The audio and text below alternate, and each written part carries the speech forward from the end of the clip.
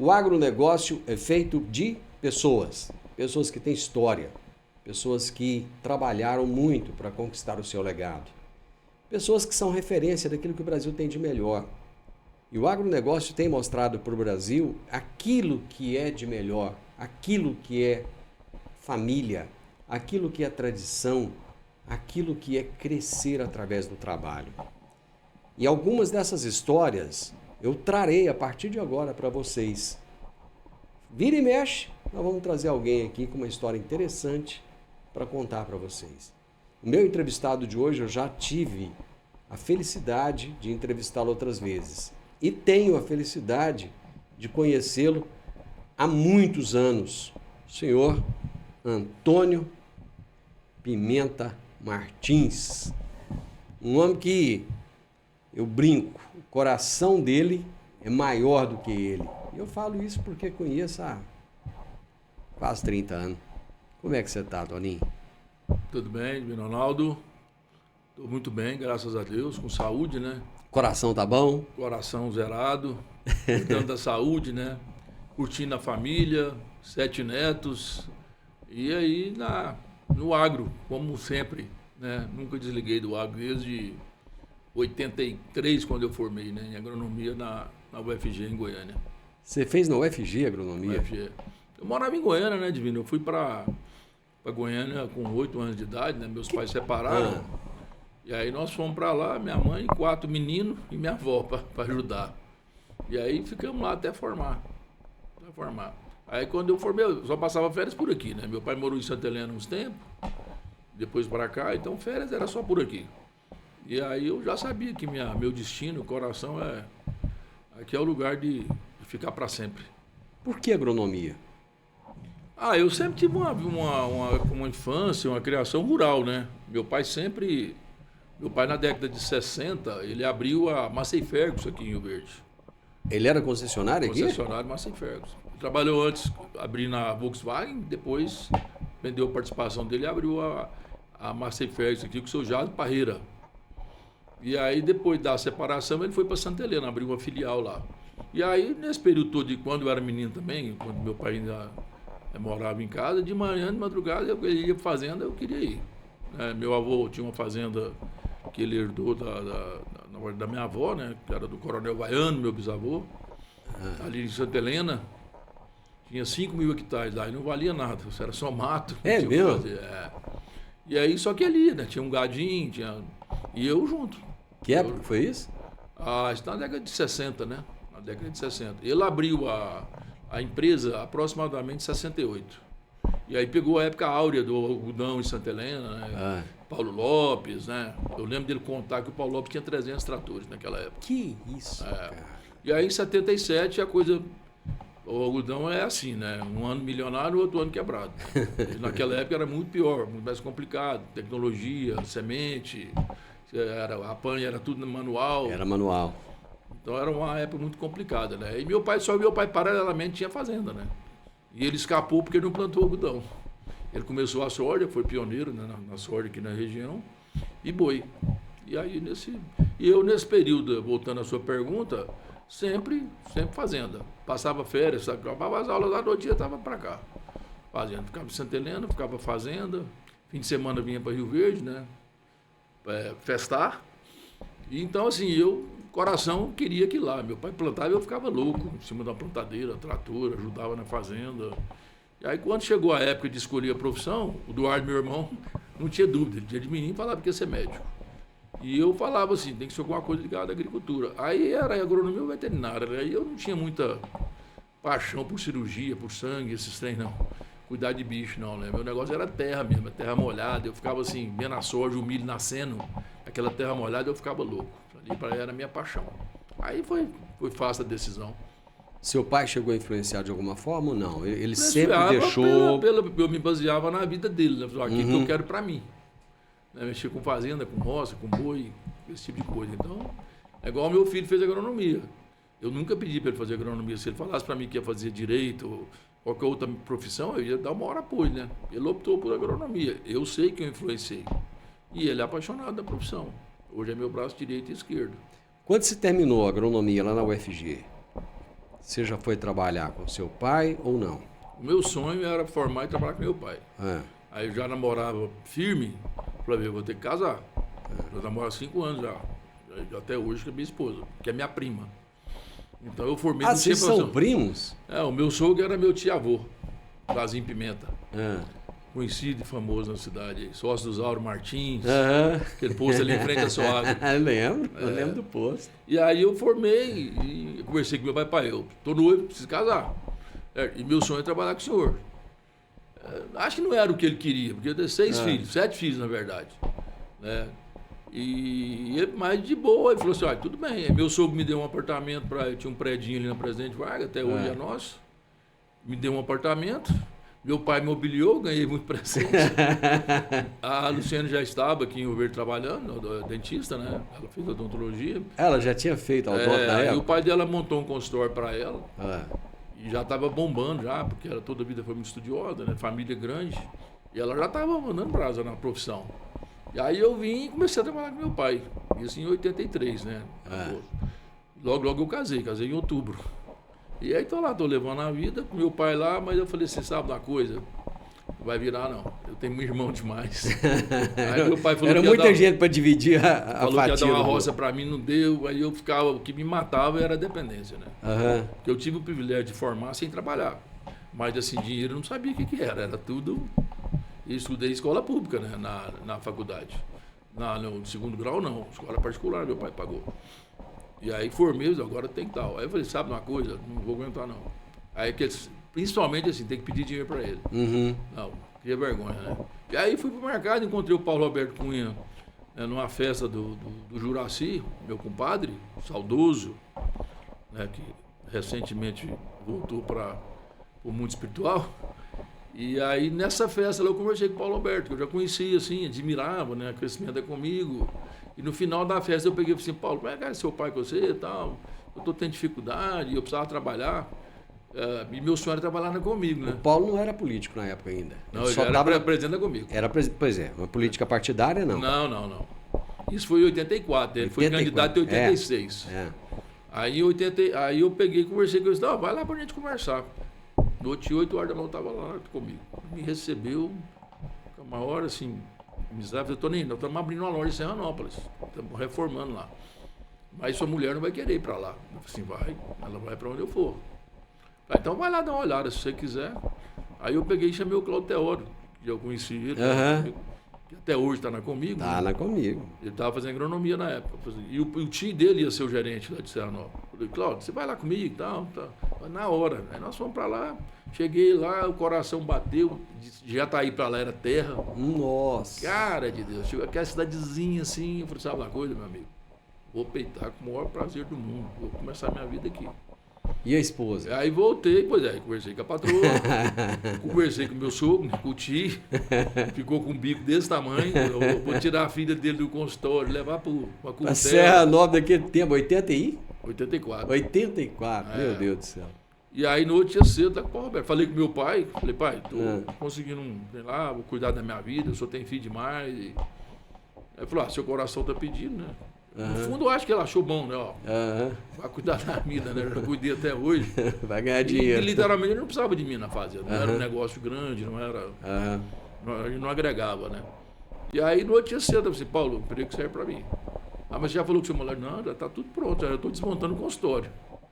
Eu falei, então tá bom. Ele chamou o Rogério Marino, que era o gerente da época, que ficou lá muitos anos como superintendente, né? E acabou transformando um grande amigo meu. Na época eu cometia 3, 4 agrônomos só. Falei, contrata o Toninho. Nem perguntou pro cara nada. Falei, contrata o Toninho para Serranópolis. Tal. Aí o Rogério olhou para mim assim, tem CREA? Assim, tem o provisório. Falei, então tá bom. Aí já saí, agradeci o Paulo. E aí já fui mexer com a contratação e comecei a trabalhar. Mas Deus é tão bom, cara, que aí a Luciana já pensando em como é que era tirar o consultório, e a gente ia lá para olhar um lugar para montar o dela, né? Lugar para morar também, que eles resolvem trazer o Paulo Carneiro, que é um grande amigo meu até hoje, está lá comigo até hoje, diretor de armazéns, de Santa Helena para cá. Certo. Paulo que abriu a loja de Santa Helena. E me ofereceram Santa Helena. Eu falei, mas isso antes de você chegar em Serranópolis? Nunca mais fui em Serranópolis. Mas você chegou a trabalhar lá ou não? Nunca mais voltei lá. Só foi lá conhecer e pronto? Voltei, né? Aí nesse período eu estava treinando na Comigo, aprendendo a trabalhar, porque você sai da faculdade não sabe nada, né? Treinando, fazer projeto. E aí eu peguei e me ofereci a Santa Helena. Falei, meu amigo, porque aí eu nem precisei mudar, né, Divino? Santa Helena. Ela continuou com a Aí consultória aqui? Eu ia segunda, dormia lá, vinha terça à noite, ficava lá depois quarta e quinta e vinha sexta, porque sábado trabalhava, né? Naquele tempo passava por fora, ia lá, aquele caminho de Tumiara tinha vezes que eu passava perto. Você passava por dentro aqui? Era um bareião danado. Mas atalhava demais. Era metade do caminho. E lá tem um primo meu, Joaquim Velasco, que é primo meu em primeiro grau, a mãe dele, irmã do meu pai, que era o veterinário da loja. Aí eu cheguei e fui recebido. Sabe, o gerente era o Severino Macedo, que é irmão do Avelar. Aí comecei minha vida profissional. Você estava em casa? A grande detalhe, assim, o tipo de vida que eu levei, foi quando veio o primeiro salário. Porque era bom demais ou era pouco demais? Nunca tinha visto tanto dinheiro na minha vida. Sério? Não sabia o que era aquilo. Nunca. Eu passei minha juventude e infância assim, literalmente. Mas então o negócio era regrado, Toninho? Quando eu passei, meu pai tinha prometido que ia dar um carro, passar no vestibular, né? Para estimular. Passei, me deu o carro. Mas ele esqueceu o carro, precisava abastecer, precisava... Tinha PVA. Na faculdade eu fazia rodízio, inclusive com o Michel, que a gente estava comentando da Planalto. Né? Michel da Planalto. Tinha o carro dele, nós éramos 4. Cada um ia numa semana, para economizar, né? Que carro que você tinha naquela época, você lembra? Fiat 147 GLS 1300. Guardou. Só faltou falar a placa. E era um carrinho. E era bom naquele tempo, né? Era bom demais. Eu tive uns Fuscão a gás, rapaz, era bom. Era bom. Trocava o bujão, ficava uma semana fedendo gás. E no segundo mês comigo, eu já em Santa Helena trabalhando, o Paulo Alberto resolve dar um salário extra por causa dos resultados da cooperativa. Aí eu falei, eu vou receber proporcional, né? Um mês, 2 meses, 2 12 aves lá, né? Veio integral mais 2 salários. Fui pra Goiânia trocar de carro. Não sabia o que fazer com o dinheiro. Porque eu não pagava aluguel, meu sogro deu apartamento, a Luciana trabalhava. Comia na sogra quando tava aqui. E aí fui lá, comprei um Paraty, pra você ter uma ideia. Eu tinha um Golzinho. Que já era um carrão na época. Nossa, o que é isso? Zero, financei 12 meses, que comprometia 10% do meu salário. Aí. E aí, vida que segue, né? Tive o privilégio de trabalhar na Comigo crescendo, né? Você ficou quanto tempo em Santa Helena? Um ano e pouco. Aí o mesmo Paulo Carneiro foi para outra função e eles me ofereceram a área de sementes da Comigo. Logo eu estava gerenciando a área de sementes da Comigo. Na época eu fazia arroz e soja. E aí depois eu fui só crescendo. Gerenciei a parte de agronomia, veterinária, as fazendas de eucalipto, que o Cláudio era o gerente. E a parte de sementes. Fiquei com 4 áreas lá, né? Era gerente de divisão. E depois fui até a última função, que era a parte da superintendência, né? Que cuidava de tudo, inclusive a parte comercial. Ao todo foram quantos anos? 12 anos. Numa região que não tem tradição cooperativista, o que fez com que a Comigo chegasse ao patamar que chegou hoje, do seu ponto de vista? A primeira palavra é gestão, né, Divino? Gestão, né? A cooperativa daquele tamanho, quantas quebraram em Goiás? Muitas. Vou lembrar aqui. Muitas. Goiatuba, Paraúna. Outras não quebraram, mas não cresceram também? Quirinópolis. Isso. Então, assim, e a Comigo sempre uma gestão, né? Desde que o Paulo Alberto, e logo o Paulo Alberto saiu para a política, em 86, né? Teve uma eleição consagradora para deputado federal e depois veio para ser prefeito, né? Então, assim, a Comigo sempre teve uma gestão, foi pioneira em algumas áreas, por exemplo, a primeira indústria de esmagamento de soja do Centro-Oeste brasileiro. A Comigo foi a primeira indústria de esmagamento de soja do Centro-Oeste brasileiro, né? Foi pioneira nisso daí. E ela veio muito em função, ela nasceu em 75 para necessidade de armazenagem. Não sei se você lembra disso, mas o arroz aqui em Rio Verde era secado nas ruas. Na rua. Ali na região da exposição, na Presidente Vargas. Eu soube que secou arroz demais nas ruas de Rio Verde. Exatamente. E a Comigo surgiu dessa necessidade. Aí a soja entrou. O grande privilégio que eu tive profissionalmente foi que eu peguei toda essa migração da gauchada, certo? E paranense, mais gaúchos, que vieram para cá, né, nesse período aí. Eles foram mais em Rondonópolis, 75 a 80, e no começo de 80 eles vieram para cá. E eu peguei toda essa... Foi uma migração muito forte em 82 e 83, e aí eu tinha um relacionamento muito forte com esse pessoal, porque Comigo era o alicerce deles, eles não tinham onde socorrer, era Banco do Brasil e Comigo. E você chegava aí nas propriedades, você dava assistência ou não? Ou você ficava na Comigo? Sempre. Na Santa Helena era campo. Eu era o agrônomo da loja. Ah, tá. Então, eu que fazia o projeto de custeio, fazia de Proagro, infelizmente, que era a pior coisa que a gente fazia. Projeto de calcário tinha 50 páginas, pra você ter uma ideia. Eu que fazia tudo e dava assistência nas fazendas. Quem fazia o projeto na Comigo, eu que dava assistência durante todo o período. Quando eu vim para a área de sementes, aí eu passei a dar assistência nas áreas de sementes. Eu cuidava da indústria de sementes, né, do laboratório e do campo, sozinho. Depois que eu colocou mais um agrônomo para me ajudar. Sempre campo, mas na gestão, já de pessoas, né? Na área de semente tinha 100 e tantas pessoas na minha área. E sempre assim, gestão de gente que eu gosto muito de. Eu tenho muita habilidade com pessoas, né? E na Comigo foi sempre dessa forma. Tá? Então, e a Comigo ela cresceu, voltando à sua pergunta, porque a base dela é armazenar de grãos. Aí ela foi para outra cidade, foi para Jataí, foi para Santa Helena, Montevidéu, foi só crescendo. E a base era armazenar de grãos, né, que alimentava a indústria, que eram os dois negócios principais dela. Depois que veio sementes, que sempre foi um negócio secundário, né, comigo, a diretoria resolveu não investir tanto em sementes. Aí veio fábrica de ração, que também não é um negócio assim que eles... a base era lojas, né, que até hoje a Comigo está nesse projeto. Recentemente inaugurou Jussara, Nova Crixás. Então, assim, está expandindo, né? Acho que acredito, tem quase 30 lojas lá. E a base dela é esse atendimento nas lojas, fertilizantes também. No meu último ano Comigo, em 96, quando eu saí para montar a Tecirago, eu que montei o projeto de fertilizantes da Comigo. Foi uma atividade importante, né? Complicada. Quando eu fui para o mercado para comprar os insumos, Maria, era muito complicado. Com concorrência, mas aí fizemos a indústria e está rodando até hoje. Em que momento que você falou assim, eu tenho que montar um negócio meu? Nenhum. Não? Eu estava num evento, eu não imaginava, eu era muito feliz, né, comigo. Só tem amigos lá, cresci demais, tinha uma função estratégica, eu me reportava ao presidente da empresa, né, que era o Chavaga. O Chavaga assumiu em 86. Vai fazer 40 anos agora aqui, de presidente. E era muito feliz. Minha esposa já tinha 3 filhos, né? Fui abençoado com 3 filhos e feliz da vida. Eu estava num evento em Goiânia, um cara lá que eu conhecia superficialmente, chamou Wellington, me convidou, me chamou lá, tomando cerveja num boteco lá, falou assim, estou querendo abrir uma loja em Rio Verde. Ele tinha uma loja em Cristalina e tinha uma unidade de sementes lá também. Mas eu estava pensando que te convidar para sócio. Do nada. Não conhecia o cara. Eu conheci mais o sócio dele, que chama João Luiz Giglioli, que era um pesquisador da Embrapa, que veio para o Cerrado. É um cara, assim, para mim é um baluarte na área de semente de soja no Brasil. E esse cara veio para a região de Cristalina, ali, para o PADEF, em Brasília, desenvolver genética de soja, porque no Cerrado não tinha variedade de soja para plantar. Alguma coisa da Embrapa começando, meu pai comprava semente do Rio Grande do Sul para plantar aqui. A Viçosa e o IAC de Campinas começou a fazer alguns materiais para São Paulo, Minas e Goiás. Mas não tinha.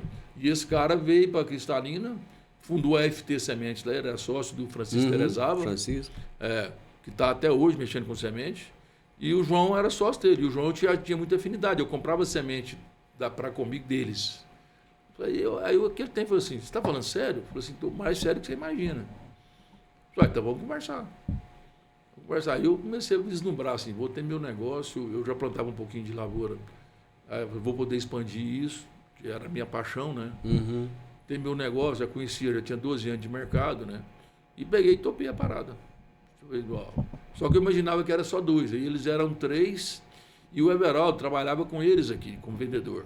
O Everaldo tinha formado com ele. Era você, o Wellington, o João Giglioli, o João... Valmor Gazola. O Valmor já deu 4. E o Everaldo Pereira. E o Everaldo entrou junto no negócio também. A princípio ele era para ser gerente. Ele era funcionário e tal. Aí o Wellington, como ele era o grande amigo do Wellington, às vezes por segurança, ele falou, não, o Everaldo de sócio também.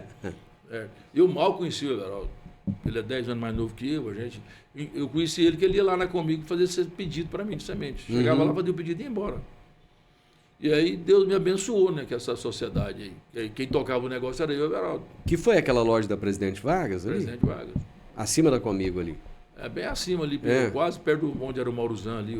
Onde hoje tem uma loja de imóveis ali. Exatamente. Aí nós alugamos lá um escritorinho pequeno e um depósito para pôr semente, que o negócio principal é semente defensiva, né? Uhum. E era aquilo lá. E aí quando eu fui conversar direito com eles, eu já tinha pedido demissão. Aí eles, assustaram, mas assim, tudo bem, vou tentar a minha sorte, né? Era o cavalo arriado da minha vida, Uhum. e foi. E o coração, eu falei com meu pai também, ele falou assim, seu coração, você está pedindo, então enfia a cara. Aí falei com a patroa, me apoiou e na época eles me ofereceram lá, eu fiz uma conta aqui que eu precisava para manter o padrão da minha família. Né? 3 filhos na escola particular, a patroa sempre ajudou, e aí eu peguei e falei assim, vamos embora. E aí enfiei a cara. O Everaldo totalmente inexperiente, começando a vida dele. Aí eu fui cuidando de tudo, né? Financeiro, comercial, e o Everaldo no comercial. E aí foi. E o Everaldo muito inteligente, foi pegando tudo. E eu já tinha muito relacionamento. O Adair Boldrin mesmo já era um grande amigo meu. Uhum. Ele, em determinado momento, ele largou de comprar da comigo para comprar de mim para ajudar. E foi muita gente assim. Por uma questão de amizade. Por amizade. Eu não tinha condição de competir com a comigo. Uhum. E assim foi a coisa, assim, então, igual eu te falei, esses 12 anos da Comigo, o principal que eu vejo é a oportunidade de ter acompanhado toda essa migração, né, dos nossos irmãos do Sul, né, que o Brasil deve a essa gauchada, que saiu de casa, largou Meu tudo. Deus do céu.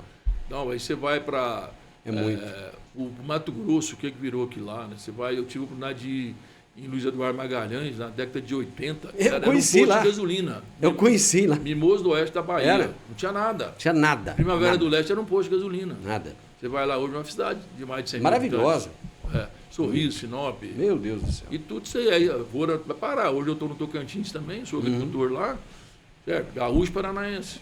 Aí você vai para o Pará, já tem algumas regiões do Pará, no sul, tal lá, Gaúcho Paranaense. Maranhão e Piauí, Gaúcho Paranaense. Então, assim, eles revolucionaram o país com trabalho. E a vantagem nossa é que eles já vieram com tradição em agricultura. Já era gente da terra. E aqui a produção era muito incipiente. A gente tinha um calcário meia boca, grosso, demorava a solubilizar e tinha o privilégio da região. Né? Primeiro vieram os menonitas, né, os americanos, naquela região lá. Também gente de roça, com experiência. E começaram o quê? Calcariar e soja. O povo ria das mulheres subindo no trator, levava almoço pro marido, enquanto o marido estava almoçando, as mulheres subindo no trator. E os americanos nos ensinaram muito a experiência deles. E aí vieram os gaúchos também, que já tinham experiência de lavoura, que o segredo era o quê? Principal, calcário. Você vai para qualquer lugar. Quando eu fui para o Tocantins, lá o calcário era 50 quilômetros. É aqui que eu vou ficar. Porque calcário é a base da produtividade. Certo? Além de ser adubo, ele corrige a acidez, que era o grande problema nosso, o chapadão. Que até então, o Divino Ronaldo, quem vinha de São Paulo e Minas Gerais, que vinha para cá, a primeira migração, eles paravam em Santa Helena, Tumbiara ali, sabe? Por quê? Terra boa. Era boi e algodão depois também. Mas chegava aqui em Rio Verde, Jataí, Montevidéu, não queria nem dado. Meu pai mesmo teve a oportunidade de comprar 2, 3 mil alqueires de Montevidéu, nem olhava. O único que teve coragem, acho que foi o Beto Bruxelli. Mas o Beto, ele foi de uma migração de Paulista que eles foram lá para o Planalto Verde. Já era uma região, os caras tiveram uma visão danada. O Seco, que a gauchada veio. Isso. Veio os da Andréia também, que foi lá, na mesma época deles também, sabe? Então veio uma leva de paulista no começo aqui. Mas no começo nem olhava o Montevidéu. Aí começou os americanos a plantar, a gauchada a plantar. Aí despertou e a coisa explodiu, né? Santa Helena era um filé, né? Até hoje é de cultura. Valia 10, 20 vezes o valor do Montevidéu. Hoje é o contrário. É o contrário. Em que momento que esses outros sócios saíram da Tecagro e ficaram... Toninho, que momento que esses outros sócios saíram da Tecagro e ficaram você e o Everaldo apenas? O Wellington que me convidou, ele continuou o projeto dele, depois na cabeça dele, de crescimento de lojas, convidando pessoas da região. Aí logo ele foi para Formosa, pegou um agrônomo que era vendedor lá, mais outro, e montaram a loja em Formosa. Eu e o Everaldo não éramos sócios lá, era ele com os caras de lá. Mas o nome era o mesmo? Tecagro, Grupo Tecagro. Aí depois ele veio para Goiânia, abriu uma loja lá também com outras pessoas, tá? E mudou para Uberlândia, abriu outra loja lá com mais 2 pessoas, Ituiutaba e Uberaba. Certo? E aí quietou. Aí lá o Uberaba, o Tuiutaba e o Uberlândia eram os mesmos sócios. Ele com mais outros sócios. Goiânia era outro sócio. E Formosa e Cristalina eram outros sócios. E eu e o Everaldo aqui em Rio Verde. Aí a gente começou, isso foi uma sorte para nós, porque depois não deu certo o projeto deles lá, e o Everaldo ficamos blindados. Certo? Ficamos aqui. Uhum. Aí logo, um ano e pouco depois, o Gilioli, que era o melhorista, pesquisador, saiu, falou, não, meu negócio é comércio, não, estou fora disso aí.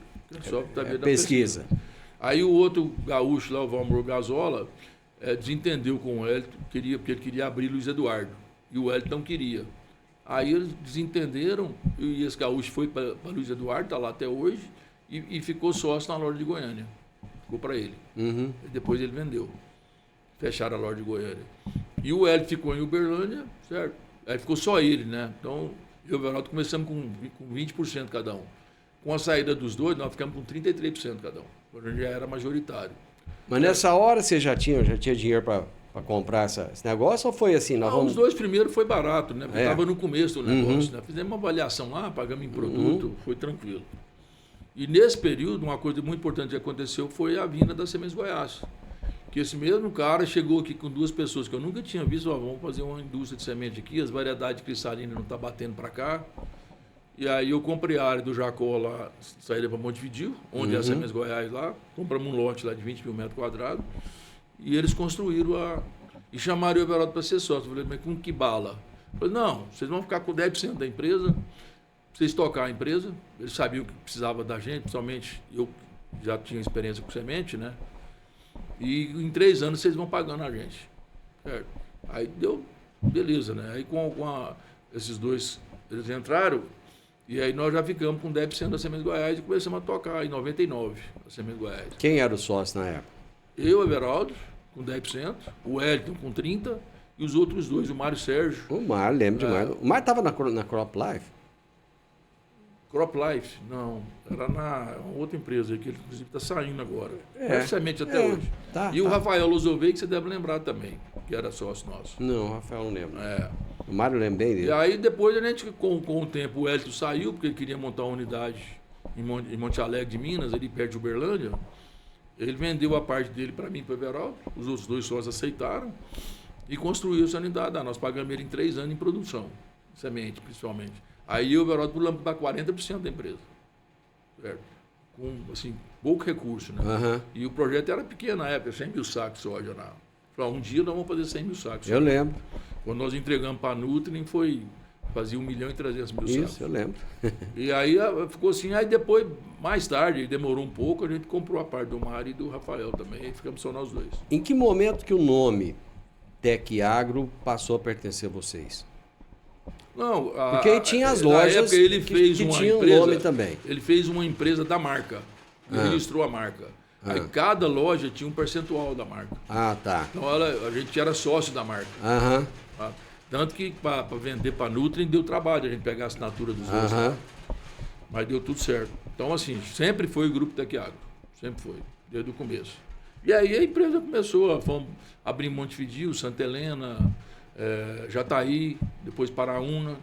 E no final, quando já começou a transação com a Nutrim, nós compramos uma revenda lá em Goiatuba, né? Super Safra. Goiatuba e Catalão. Tinha uma filial em Catalão. E depois abrimos Goiânia. De forma que ficaram 8 lojas. Né?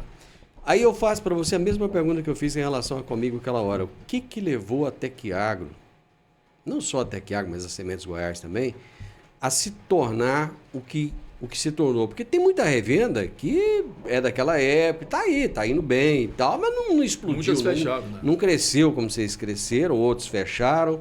E vocês cresceram assim, de forma astronômica. Eu atribuo isso daí, pelo fato da gente ser daqui, de entender bem a necessidade do produtor, e por ser produtor rural também, a vida inteira, né? O Everaldo também, filho de produtor rural, não era agricultura, mas era pecuária, e a gente está muito ligado ao cliente, certo? Entendendo a necessidade dele, que a gente já entendia, e levando a mensagem para os vendedores, nós temos que entender a necessidade do cliente, temos que atender ele, temos que dar pós-venda, para ele voltar. Porque o melhor propaganda que pode ter em qualquer negócio é o cliente bem satisfeito. É o cliente satisfeito. Porque ele fala bem de você e ele volta a comprar. Agora, o insatisfeito, ele detona seu negócio. Ele detona.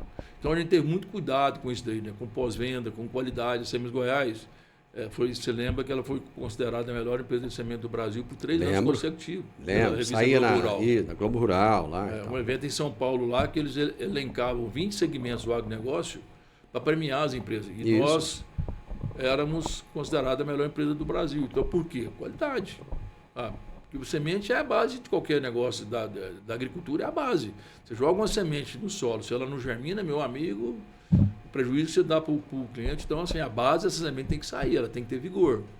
E aí a gente focou na parte de qualidade. O que vocês fizeram naquele momento? Quando vocês falaram, vamos entrar na parte de semente agora para valer, nós temos a loja aqui, temos a empresa de insumo e tal, mas agora não mexer com semente. Vocês foram buscar melhorista, como é que foi?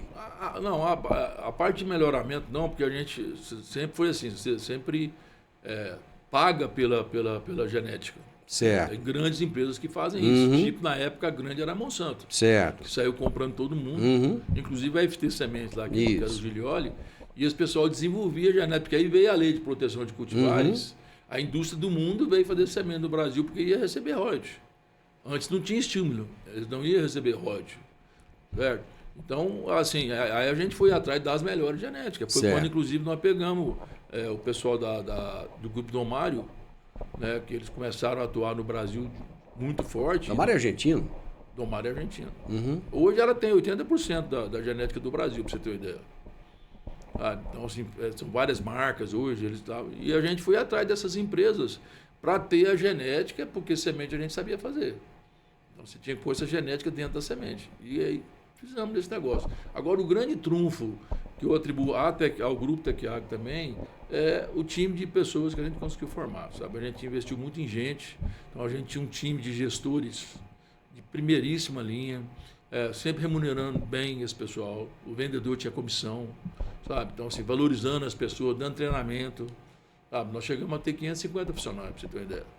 Sabe? Isso aí não é brincadeira, né? Lá no início da nossa conversa, você falou que você gostava muito de gestão de pessoas. E naquela época ninguém falava em gestão de pessoas.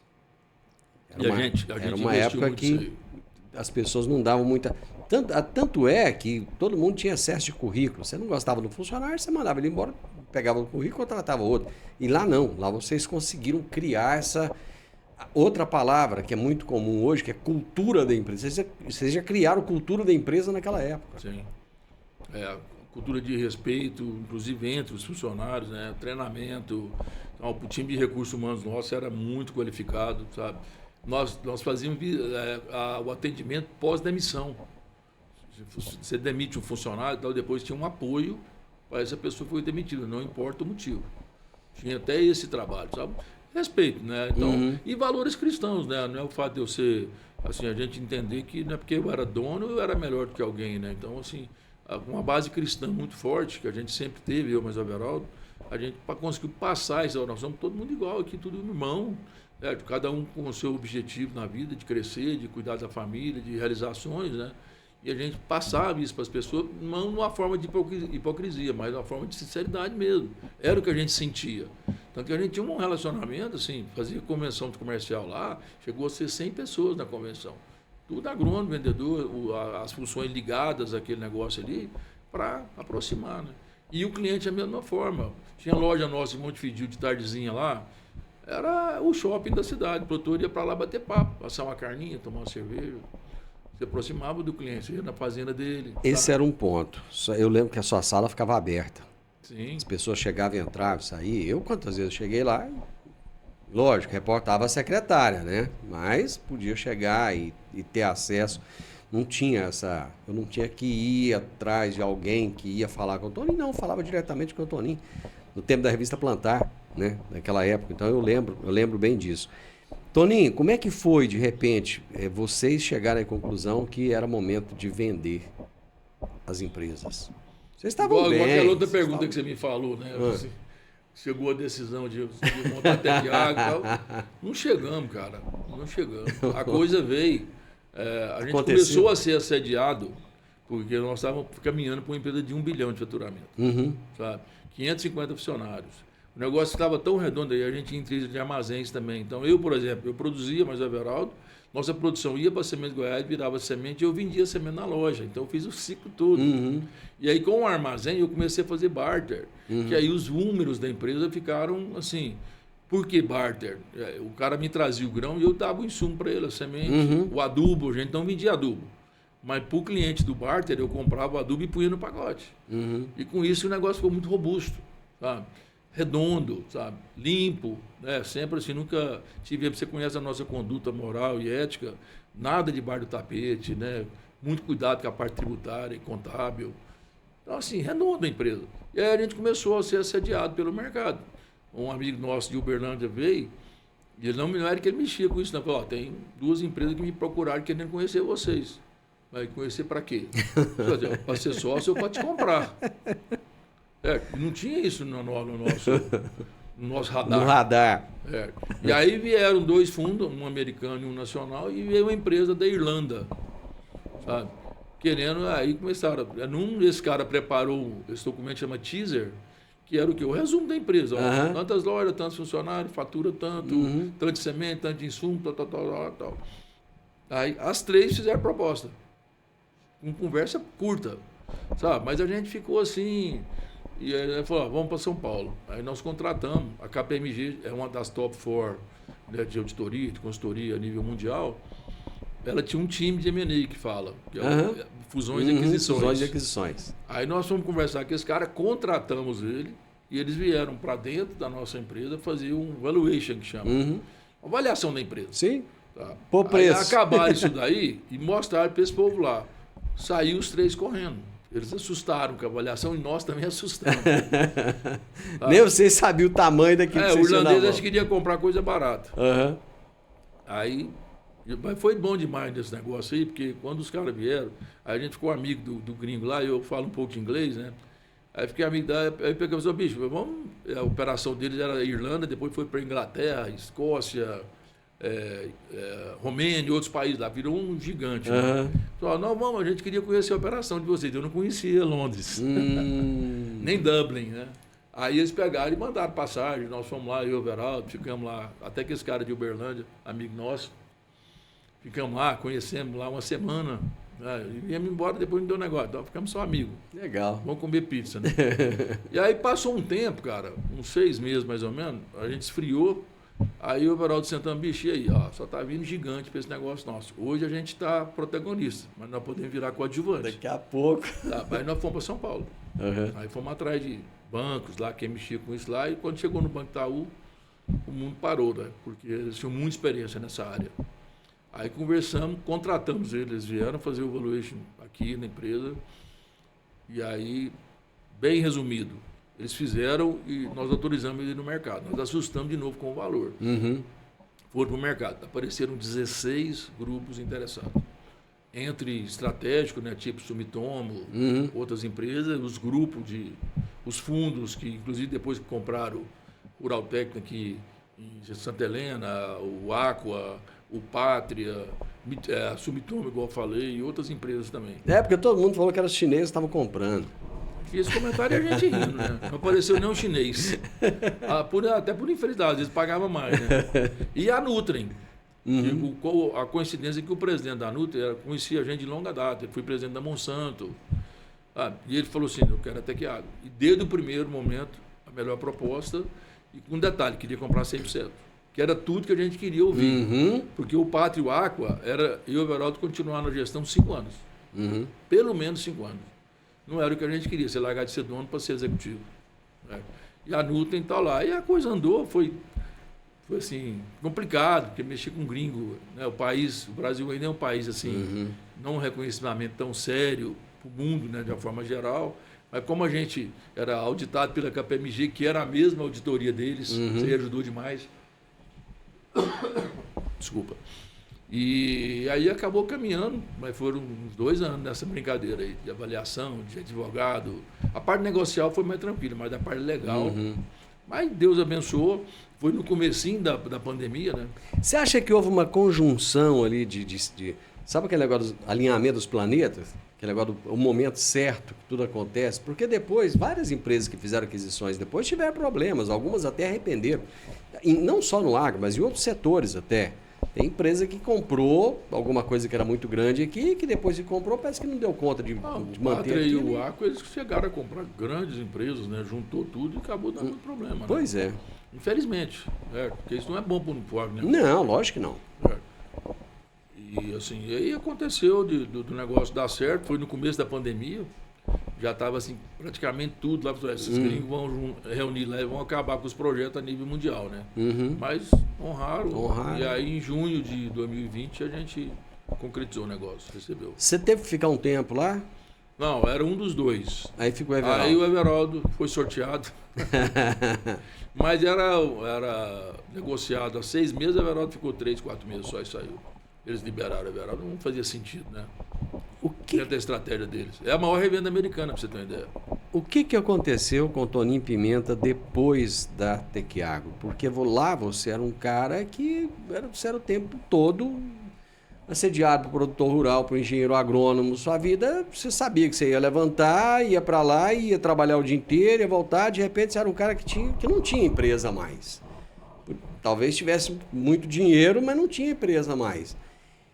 Tinha que se reinventar, recomeçar, não sei. O que aconteceu com a vida do Toninho Pimenta depois daquele momento? O impacto realmente foi grande, né? Porque assim, o outro lado dessa decisão é que a qualidade de vida nossa estava baixa, porque o negócio cresceu demais, sabe? Então era assim, não tinha horário, era reunião atrás de outra, viagem, recebendo gente, banco, empresa. E o Everaldo, assim, a gente tinha um hábito de fazer tudo junto. A gente tinha uma reunião na Sementes Goiás lá, os dois. Uma ou outra coisa eu fazia sozinho. O Everaldo focava muito no comercial, no financeiro, eu nas fazendas, e na parte de recurso humano também, na parte administrativa, né? E a coisa fluía bem, mas a qualidade de vida estava baixa. Com a venda do negócio, o impacto é violento, porque você tem uma mudança de rotina tremenda. Só não foi maior, porque como eu cuidava muito das lavouras, a gente plantava 7 mil hectares na época, porque eu continuei plantando. Então eu e o Everaldo dividimos as máquinas, dividimos as áreas, tinha área própria, área arrendada, fizemos isso aí. Eu e o Everaldo, as reuniões nossas dessa separação aí, demorava meia hora. Nós não tivemos uma discussão, nunca tivemos. Eu nunca vi 2 sócios igual vocês. Tanto que até hoje é o meu grande amigo, entendeu? Até hoje, e a gente tá junto aí, direto, temos alguns negocinhos ainda pequenos, mais juntos, ele no projeto dele, eu no meu, um ajudando o outro, a gente se fala toda semana, e foi assim, foi tranquilo. Então essa mudança de rotina, ela traz impactos, né, Divino? Ela traz impactos, mas assim, com a graça de Deus, com a fazenda, eu já tinha investimentos no Tocantins, na região de Porto Nacional, eu aumentei os investimentos lá, né, porque os recursos que eu recebi na negociação, ficou uma parte para receber 3, 4, 5 anos, mas o grosso do negócio, eu entendi que o meu negócio era terra. Aí eu estava num momento muito bom em Porto Nacional, eu peguei e comprei mais áreas lá. E aí comecei a plantar lá com meu filho. O Danilo trabalhava na Sementes Goiás, eu tirei ele. E a gente começou o projeto, tanto que nós estamos indo já para a 7ª safra em Tocantins. O Everaldo focou mais aqui nessa região. Parecido do Rio Doce, já aquisição de áreas ali e tal. Você não quis partir para... Não, quando em determinado momento a gente tomou a decisão, surgiu uma oportunidade de eu comprar a primeira área do Tocantins, que era de um concunhado meu, né, e ele estava com um pouco de dificuldade financeira, ele pegou e resolveu vender a metade da fazenda. Eu fui e comprei essa fazenda. Eu já conhecia, era uma fazenda espetacular, sabe? Te confesso que foi mais para ajudar. Que a minha sogra é minha tia, e o meu sogro faleceu em 2000, infelizmente, então eu virei o filho, né? Porque eu era 2 filhas só, e aí eu me sentia assim, de ajudar. E comprei essa fazenda. O que aconteceu? Eu comecei a ir para lá. Aí Ferrovia em Palmas, as grandes empresas lá, Granol, montando uma indústria do lado de Porto Nacional. Falei, Calcário, falei, isso aqui vai virar. Isso aqui vai virar. Tanto que a região que eu estou, em 2011, quando eu plantava 30 mil hectares, esse ano planta 300 mil. Desse período aí. E aí eu achei que, aí comecei aí, sobrava um pouco de dinheiro aqui, quando eu comprei lá, o Everaldo comprou uma área aqui, em Presídio do Rio Doce. Isso. Sabe? Aí o que aconteceu? Toda vez que a gente aparecia uma oportunidade, ele tirava para ele, eu tirava para mim. A empresa estava numa fase que a gente podia tirar de recursos dela. E aí ele foi crescendo aqui, pro lado de Jataí, Caçu, do outro lado do Rio Doce, né? Rio Doce é Rio Claro ali. Rio Claro. Ali Claro. O Rio Doce aqui e o Rio Claro para lá. Rio Claro. E aí ele foi comprando lá e eu comprando no Tocantins. Quando o negócio saiu, aí ele comprou mais aqui e eu mais lá. Então, sempre essas áreas já foram separadas, não era da sociedade. Hoje, se o Toninho quisesse ou quiser começar uma nova empresa, como começou a até criar, poderia ou não? Ou ainda tem um período Tem ali um período que eles falam de não concorrência, no compete, o termo em inglês. E aí isso aí é pré-estipulado no contrato. No nosso caso, era 5 anos. Então isso aí em junho desse ano esgotou. 5 anos. Já fizeram 5 anos já. A gente está liberado para fazer qualquer coisa para competir com eles. Só que, no meu caso, teve até muito comentário. Saía foto, ó, o Toninho Everaldo vou voltar para o mercado e tal lá. Falei, gente, eu não falo pelo Everaldo porque ele é 10 anos mais novo que eu. E ele está assim, eu já estou numa fase da vida que eu já estou fazendo sucessão. Certo? A minha sucessão está praticamente consolidada já. Meus 3 filhos estão comigo no negócio. Minhas 2 filhas e meu filho, que é o caçula, que é agrônomo, que está na operação. Ele formou, foi para a fazenda, depois veio para Sementes Goiás. Então, assim, e a minha filha do meio, a Marília, é nossa financeira. Certo? Ela mora em Morrinhos, né? Mas vem direto e online hoje você faz tudo. E a mais velha, a Lídia, que é dentista, ela acabou optando por ficar. Eu tenho um instituto que eu fundei quando eu vendia o negócio, para a minha parte social. Certo. A nossa família é espírita e a gente está muito ligado a alguns projetos aqui em Rio Verde. Abrigo dos Velhos, né? Outros projetos que a gente apoia. Aí eu achei melhor fundar um instituto. E a minha esposa, Luciene, e a Lídia, que cuidam do instituto aí, apoiando projetos. A gente não quer levar comida. Entendi. A gente quer agregar na vida desses jovens. Com estudo, com treinamento, sabe? Agregar. Né? Principalmente lá no Instituto de Menores, lá que eu sou diretor, a gente quer ajudar. Então tem essa atividade também que elas cuidam, junto com a minha esposa. E tá os 3 lá tocando o negócio. Então hoje eu tenho uma empresa familiar de agricultura. Um pouquinho de pecuária, mas só para... Eu falo que é só para enfeitar a fazenda tem que ter galinha, tem que ter porco, né? E tem que ter vaca para alegrar. Então hoje o nosso negócio, a atividade minha hoje, então, assim, eu não pretendo, na fase que eu estou da vida, eu não tenho mais estrutura emocional para começar um negócio do zero, igual nós começamos. Revenda no zero, continua bem complicado revenda, né? Atividade complicada, porque a indústria, hoje eu compro direto da indústria, eu estou passando antes do que eu passava. Então você compra uma condição muito boa, então assim, está muito complicado. Semente de soja é minha paixão, mas também não dá mais para começar nisso aí não. Então agora eu estou 7 netos, né? Eu quero curtir minha família, ajudar no negócio lá com o Rumo, né? Eu sou o presidente do conselho e quero continuar assim. Onde eu puder apitar, mas um negócio pequeno, as pequenas operações, meus filhos estão cuidando de tudo já. Você está no sindicato rural? Eu sou diretor do sindicato, já tem 6, 9, 12, uns 15 anos já. Eu comecei com o Bailão, né, que é meu cunhado, nosso vice-prefeito, depois o Luciano Guimarães, né, e agora o Alavim. Eu estou lá dando uma forcinha lá no sindicato. Você nunca teve a pretensão de ser presidente? Do sindicato? Não, te confesso que não, viu, Divino? Não é assim, eu acho que lá demanda, quando eu falei, Bailão, eu vou para ajudar, para dar ideias e tal lá, mas assim, da exposição, eu não dou conta de cuidar daquilo lá, que demanda um tempo danado, eu não tinha esse tempo, né? Tocantins, por exemplo, eu ia fim de semana, quando eu tinha até que água, porque não sobrava tempo para ir para lá. Aí meu filho começou a ir e eu acompanhava quando eu podia, né? Então, o sindicato, eu sempre, assim, ao longo da minha vida, eu fui muito assediado, inclusive, para política. Paulo Roberto queria que eu fosse político de qualquer jeito. Primeiro vereador, depois deputado e tal. Você ainda é assediado? Ainda a grande desculpa. Olha, eu não vou largar o meu negócio, dentro da minha família, para cuidar de trem dos outros. E por falta de vocação também, eu te confesso. Você ainda é assediado para política ou não? Legislativo, jamais. Legislativo, jamais. Não tem nessa praia. Executivo, eu já... Certo? Até o doutor Paulo Vale, para mim, ele rompeu um paradigma que eu tinha da dificuldade da gestão pública. Certo? Ele mostrou para a gente que é possível. Certo? Desde o começo que você vai na prefeitura, não parece que você está na prefeitura do Centro Antigo. Aquela quantidade de gente à toa, sabe? Lá não, parece uma empresa. E tem que ser assim, né? Você acha que do Paulo do Vale para cá, muitas pessoas, como o Toninho Pimenta, começaram a olhar a política de um jeito diferente? Tipo assim, cara, isso pode ser para mim? Eu acho que, na verdade, assim, é muito importante, né, o Divino Ronaldo, se você largar das suas coisas para cuidar da coisa pública, né? Então, uma coisa desgastante, você vira ladrão sem ser, certo? Você vai ter o telhado de vidro, sabe? Então, o cara tem que ser, tem firme, tipo o Paulo do Vale, sabe? Mas, assim, sinceramente, da agora para frente, não é uma coisa que está no meu radar, sabe? Assim, é muito desgaste, cara, é muito, assim, muita coisa. Tem a própria gestão da Comigo mesmo, era uma coisa que às vezes passava na cabeça, mas hoje é um negócio também muito grande, o cara tem que estar lá, né? Uma empresa daquele tamanho lá, então tem que estar ali no dia a dia, porque as pessoas também vão ficando idosas, né? E aí, a idade, no mundo corporativo, a nível mundial, 60 anos você já é escalado para ser aposentado. Você está com quantos anos? 66. 66. Tá novão ainda.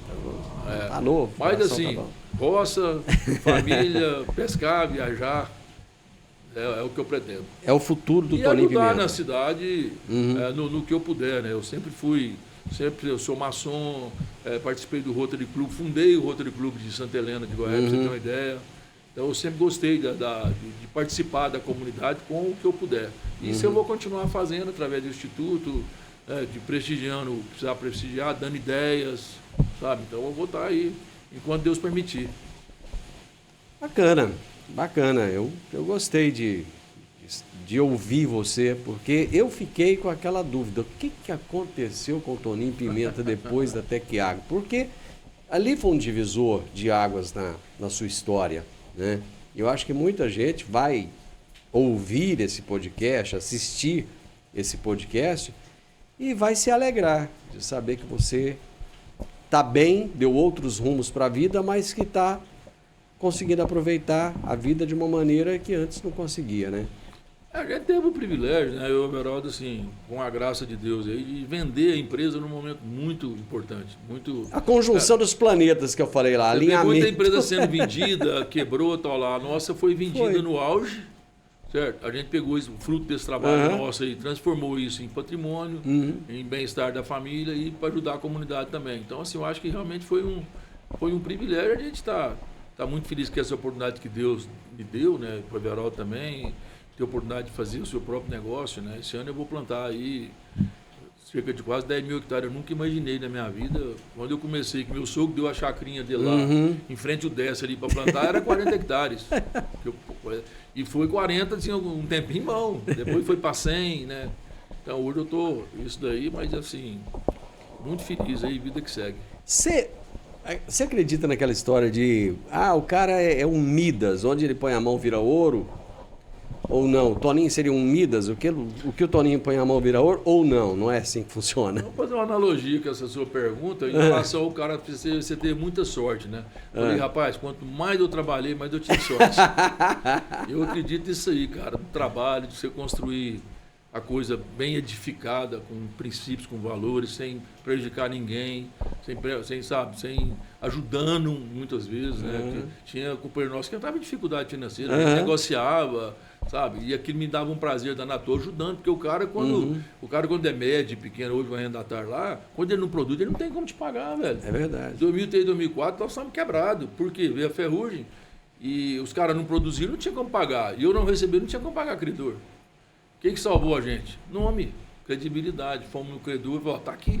Aí começamos a pegar a máquina usada e tal lá, e nós saímos muito forte de uma situação que para mim era irreversível. Eu vejo muito produtor às vezes reclamando, grupo de WhatsApp. Não sei o que, o agro tá ruim, tá. O agro tá ruim? Eu já vivi muitas crises na minha vida. Sim. Certo? Hoje nós estamos passando um momento muito delicado. Muito delicado. Teve um momento de euforia, que até eu participei dele, né, no meio da pandemia ali, soja de 170 até 200 reais. Isso. Milho de 90. E você fazia a conta, você paga os investimentos, sobra tanto, era um negócio. E aí muita gente investiu em máquina, em fazenda, essas coisas lá. Hoje está tendo dificuldade de pagar, por quê? A soja baixou para 115, 112. Produtividade teve 2 anos ruins, sabe? E aí você começou a não honrar compromisso. E o grande desafio nosso hoje, do país como um todo, é Selic de 15%. Sabe? Selic de 15% é uma hemorragia. Então, livre de banco. Livre de banco. Tem patrimônio? Vende uma parte e livre de banco para a coisa caminhar. Então, hoje tem muita gente sem crédito, infelizmente. sabe? Tem muita RJ no Brasil, assim, isso é péssimo para o setor, sabe? Porque você perde o crédito, sabe? E você mitiga, você acaba com a credibilidade para crédito. Os bancos começam a restringir, a cobrar mais caro. Hoje o banco, por exemplo, é tudo alienação fiduciária. O que é isso? Sua terra passa a ser do banco. Exatamente. Sabe? Se você não pagar, é do banco. Então, assim, tá um momento muito delicado. A margem do nosso negócio hoje está muito estreita. Então tem que ter, assim, foco no custo. Sabe? Porque o produtor, eu sempre falei na minha vida comercial, quando eu me manifestava para cliente, eu falava assim, gente, nós, da porteira para dentro, é obrigação ser competente. Ter boas máquinas, treinar as pessoas, fazer a parte de fertilidade, melhores insumos, comprar bem. Certo? Aquilo que você tem controle. Mas quem vai vencer e quem vai sair é quem compra bem e quem vende bem. Esse é o que vai sair, porque é o gestor do negócio. A base é o quê? Você tem que cuidar dos custos, tá? Produzir bem, e aí, na hora que você vende bem, você tem um resultado. Então, para mim, esse é o segredo, sabe, que tem. Isso aí. O futuro do agronegócio, como é que você vê? Não precisa comer. As crises passam. Jesus mesmo falou assim, tudo passa. Então, assim, nós temos que ter muita fé. Já aconteceu uma coisa boa do término, pelo menos momentâneo, de Israel lá com o Hamas. Com o Hamas. Se Deus quiser, a Rússia também vai pôr a mão na cabeça e acabar com aquela bobagem, aquela guerra idiota lá, sabe? Mas o mundo precisa comer, certo? Essa briga mesmo do Trump com o mundo inteiro, ele está conseguindo bagunçar tudo, mas o que acontece? A China, ela não tem como não comprar soja dos Estados Unidos, porque o Brasil e a Argentina não abastecem a necessidade deles. Então vai ter que dar cor daquilo ali. É que são dois gigantes, né? Então, dois gigantes é mais assim. Então, o Trump acaba com o produtor do americano também. Ele dá uma ajuda lá no janto. Os caras têm que vender soja. O que ele vai fazer com a soja lá? Mas ele é muito esperto, ele sabe o que ele está fazendo. E só tem a China para comprar aquilo lá. Ele sabe o que ele está fazendo. Então, assim, vai contar. Então, o mundo precisa comer. E não tem país igual ao nosso, Divino. Não tem país igual ao nosso, cara. Que a condição climática, a qualidade do produtor rural, 2 safras, cara, aqui na nossa região mesmo. Estados Unidos mal planta uma safra, lá no limite, sai até a neve, planta correndo para colher, porque a neve vem de novo. É verdade. Nós aqui com safrinha cheia. Então isso não existe. Então aqui não tem. Agora o etanol de milho, você vê. Tem empresa chegando aí, né? Uma das maiores empresas do mundo, ela vai transformar milho e sorgo em álcool. Sabe? Então isso para nós é só coisa. Ferrovia aqui, ela passa dentro da minha fazenda. Parece um sonho que eu estou sonhando na hora que eu vejo aquele comboio de 120 vagões passando, levando soja, milho, farelo de soja, trazendo combustível, trazendo fertilizante, sabe? Parece a gente que é daqui, né? Você não, sabe? A coisa era agora, vai comigo fazendo um terminal em Palmeiras, já vai colocar a produção na ferrovia, sabe? Então tem coisa boa demais acontecendo. Então nós temos que acreditar, acho que a base é a fé. Temos que acreditar em Deus e vai acontecer de coisas melhores vir para nós. Aliás, essa era a minha pergunta. Qual é a base da vida do Toninho Pimenta? Cara, é assim, quando você tem uma fé como a gente tem, que acredita em Deus, que tem um Criador, que nós não somos planta, nós não nascemos, crescemos e morremos, não. Certo? A vida tem um sentido, certo? E o sentido da vida é você melhorar. E como que você melhora? Você nasce, Deus te dá a oportunidade da família, do trabalho, através dessas atividades, você criar seus filhos para o bem. Né? Você ter uma boa esposa, né? E respeitar isso daí. E no trabalho, você fazer a mesma coisa das pessoas que estão ligadas a você, se respeitar. Jesus simplificou a passagem dele aqui por uma frase, cara, um mandamento. Se você amar a Deus sobre todas as coisas e ao seu próximo como a ti mesmo. Se fizer isso, está fazendo tudo. E o Novo Testamento dele, ele é simbolizado por uma única palavra, amor.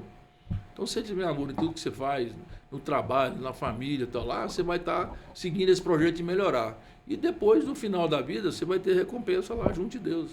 É assim, a gente não morre. Nós estamos de passagem aqui. O espírito não morre. Morre a carne. Isso aqui vai apodrecer tudo na terra. Mas o espírito não. É isso que ele ensinou. Quem acreditar em mim nunca morrerá. Isso aqui é igual quando você vai na loja, compra uma roupa e põe naquela embalagem Vestuário. bonita, você chega em casa, joga a embalagem fora. Vestuário. Eu comecei essa entrevista falando que você tinha um coração maior do que você. Você é um homem grande, um homem alto, né? Mas seu coração é muito grande, sua história é muito bonita. E eu te agradeço por me dar o privilégio, o presente de ouvir essa história, mas quando eu ouço, eu também estou levando ela a milhares de outras pessoas. Assim, eu não tenho como te agradecer por tantas lições boas que você me trouxe aqui hoje. Obrigado, do fundo do coração, e pela amizade, pelo carinho de sempre também. Eu que agradeço, Divino Ronaldo, velho amigo, né? A gente tá junto aí desde a época da revista Plantar, alguns eventos que você fez pra gente, sempre o carinho e o respeito que você teve comigo, a minha família, né? E eu pela sua. Então, que Deus abençoe o seu trabalho aí, porque você tem contribuído muito com o agronegócio aí. Eu acompanho suas entrevistas, né, na Morada do Sol, e assim, só trazendo conhecimento, pessoas de fora, agregando muito valor, porque a base de qualquer negócio é informação. Nós precisamos de informação. E é isso que você tem trazido ao longo da sua trajetória jornalística aí. Grande abraço, amigo. Deus te abençoe. Obrigadão. Valeu. Eu conversei com o meu amigo, Toninho Pimenta. É muito bom quando a gente consegue ver, ouvir, compartilhar as coisas boas das pessoas boas do mundo. Eu quero trazer muita história de pessoas como o Toninho aqui. Não apenas grande enquanto produtores rurais, mas com o coração grande, com o coração gigante, com muito amor no coração. Isso é o mais importante. Se você gostou dessa história, que tal deixar um comentário aí pra gente? Deixa um gostei, compartilhe com o máximo de pessoas que você puder e se inscreva no nosso canal. Grande abraço para você e até a nossa próxima prosa. Tchau, tchau.